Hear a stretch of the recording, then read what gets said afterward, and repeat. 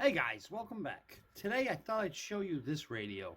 I actually bought this one back in November, but I've just gotten in so many radios lately, I haven't had a chance to do anything with this one yet. Uh, I was originally going to do this video a couple of days ago, but when I powered this one up, when I first turned it on, there was no lights here, and there was no sound coming out of it. It didn't transmit, it didn't receive. I left it plugged in for about 2 days and turned on.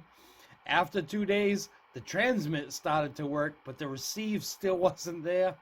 On the third day, both transmit and receive started working, and it seems to be working okay now. It's still, as long as I leave the power connected to it, when I first turn it on in the morning, it turns on, but there's no transmit or receive, and 5 to 10 minutes later, it'll start receiving and transmitting again. So I think this one's going to need a new set of capacitors in it, but I'm not real concerned with it, because I bought it dirt cheap. I mean dirt cheap. I don't remember exactly what I paid, but it was in a lot of other radios, and it just ended up being super cheap. It's going to make a nice shelf radio. All right, let's take a look at it. On this side, we have the volume control and the on-off switch. Behind that is the RF gain, so we can reduce the signal strength. On this side, we have the squelch, which, yeah, it does actually work. And behind the squelch is a delta tune with a center lock spot. To the right of that is the calibrate knob for the SWR, which that doesn't seem to be working quite right yet. Even though this thing has been powered up for probably 7 or 8 days now, if I'm on, well, I wasn't really ready to show you that yet, but we're on the SWR setting on calibrate, and you'll notice it doesn't quite light up the calibrate light, even with it turned all the way, unless I set modulation. With modulation it will, but you're not supposed to use modulation when checking SWR. So that's still not quite working right. The antenna that it's on isn't the greatest antenna, but I know it has a match of about 1.4 to 1. But this radio just can't tune to it, as you see. But you can hear it on my other radio up there. Hear it? If we turn to 38, even though this is on AM, my other radio's on sideband. Let me see if I can turn you up there and show you. Watch the needle on the Washington.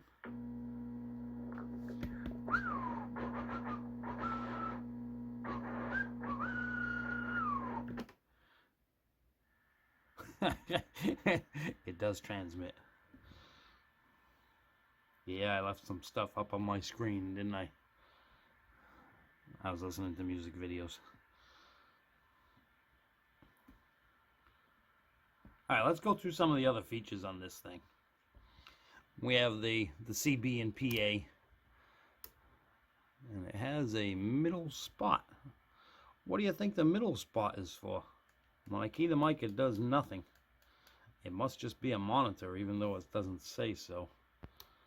Up is PA. I don't have a PA speaker on it, so it's not going to do anything. Down is CB again. Next to that, we have the noise blanker. Let's shut that off and see what it does. Not much change, was there? You can hear it change when you shut it off, but not when you turn it on. Isn't that weird? Let's leave that one up. And over here we have channel 9 or scan between 9 and whatever channel you were on, which personally I think is a useless switch. Nobody uses channel 9 anymore. Over here we have the ANL, the automatic noise limiter. That one does actually do something. That one actually does quite a bit, doesn't it? So the ANL does work anyway. The meter is okay. Let me put this up on 40 and put my other radio on 40. And I'll key up that microphone, and it's probably going to squeal like crazy, but we'll see all the lights light up. Well, almost all of them. What if I send some modulation through this other radio? There we go. All the lights light up with that. It should, seeing how the antenna is only about 20 feet away from this one's antenna. Maybe a little further. Over here we have the typical, the channel changer. Actually, I didn't notice this either. Oh, it does light up. We got a channel 9 indicator over in the corner. So if we put it on scan, it doesn't scan. It just stays where I left it. Okay then. Like I said, I think this one has a few issues. Great big knob for changing the channel. I do like the big knob. I prefer a round knob over these, but there's nothing in the way. Like some of the radios, you bump into the other controls. This one, it's not a problem grabbing that and spinning it around because there's nothing else that will get hit. All right, let's let's spin this thing around. I'll show you the back side of it.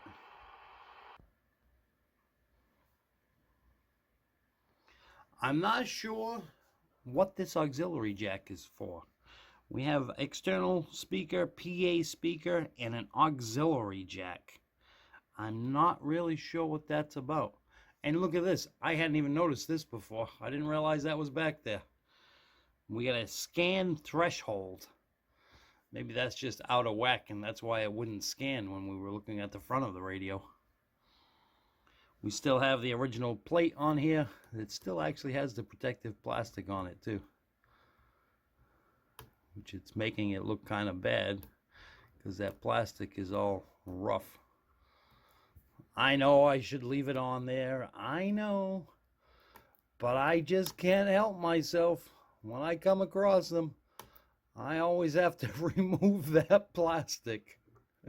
Call it an OCD thing if you like. Watch how pretty that thing's going to be without the plastic. Oh, look at that. Nice, shiny, new-looking label. It's actually a nice metal tab that they used. It's glued on and has 2 rivets. And made in Japan. Produced in Japan. From what I've researched on this, the parent company to this Superscope is actually Marantz. If you're familiar with stereo systems, Marantz is a pretty high-end stereo company. And they're the ones that made this radio. They're the parent company of Superscope. And typical of an older radio, the wires get shorter and shorter. If I were to use this in a mobile, I would definitely add a fuse to it. In here, I don't really need to because the power supply I have has protection on it. So hooked up to my power supplies, I don't need a fuse. But if I was going to put this direct to a power system or battery, I would put a fuse on there. All right, what do you say we open this thing up and see what it looks like inside? I am curious because of... Can you see these? There's 3 of those. Yeah, the cover's a little bit dirty too. We got 3 of them. It's rubber. It's like feet on the top of it. Oh, it had them on the bottom. It still has 1 of them right here, but the other 2 are missing. Big speaker on this thing too. All right, let's take a look inside of it and see what we can find in there. We'll take a look inside of that one. This is almost as bad as that Chris XL50 that I recorded a couple of weeks ago. A couple of weeks ago? Has it been that long? Maybe. I looked around in there. I don't see any leaking capacitors. None of them are swollen. But I'm sure this one has some bad caps in it. Like I said, it took 3 days turned on before it finally worked. It does work pretty good now. Once it's warmed up, it works okay. I've disconnected the power, so I'm going to have to wait and let it warm up again before I can use it again. So let's do a transmit test. We see what the inside looks like, and I got to give them credit. The speaker wires are not soldered on. They clip on. They have just the push-on terminals, which is fantastic, because you know how usually you got to fight with the cover and it wants to fall all over the place, or you have to unsolder the lines. Not on this one. This one, the speaker unplugs directly from the speaker, which some of them are just as bad. The speaker wires plug in down on the board, but they don't leave enough room to get your fingers in there. And then usually when you pull it apart, the whole plastic piece that slides over the pins on the board comes off with the connector. This one, nice and simple. Good job to Marantz on that one. All right, let's put this thing back together, power it back up, and let's do a transmit test. Let's just hear how it sounds on the air. Oh, and by the way, before I close it back up, they have to just be feet to protect the case. Those rubber plugs that's here, they don't do anything.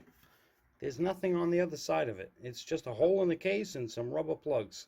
And they're positioned in the same places on both covers. Like I said, this one's missing 2 of them. But they serve no purpose other than to lay something flat on top of it without it actually touching the cover. If you lay another radio on this, it sits right on the rubber plugs. This is the bottom of the radio. But if it's flipped over, well, I suppose it does that too on the bottom. It'll stop these screws from scratching against the surface if you have it just sitting down. I mean, this one obviously isn't going to anymore because it's missing 2, but if they were both there, it would stop those screws from scratching a table if this radio was set down. All right, let's put it back together and do the transmit test. Before we get on to the transmit test, I just thought I'd show you this too. Isn't that such a cool little mic? And look at that thing. That is well built. It's tiny. It's just a little thing. Let me show you with it in my hand. See it? It's just a little teeny thing. All right, let's get to the transmit test.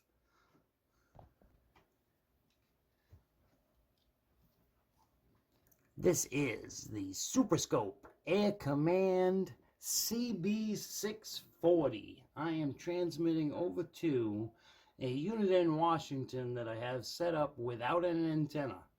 I have it in a couple of rooms away. It's in my kitchen, actually. And we're just going to transmit to that to see how this thing sounds on the air.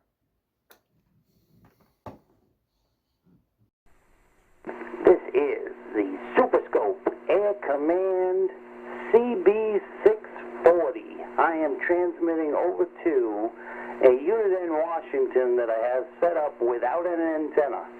I have it in a couple of rooms away. It's in my kitchen, actually. And we're just going to transmit to that to see how this thing sounds on the air. Well, the old Superscope seems to work. It did have a little bit of a muffly sound. I'm not sure if that's the microphone or the radio itself. I wasn't real impressed with the audio out of it. It's a little low. It's not loud and punchy. But, like I said, it took 3 days being powered up before this one would even start working. So, what can we expect? I suppose I should be happy that it transmits at all. Alright guys, I thank you for watching. This is the Superscope Aircommand CB-640. Another one to sit up on the shelf. I have no plans for this one. It's just going to be eye candy on a shelf somewhere. Alright guys, thanks for watching. I'll see you next time.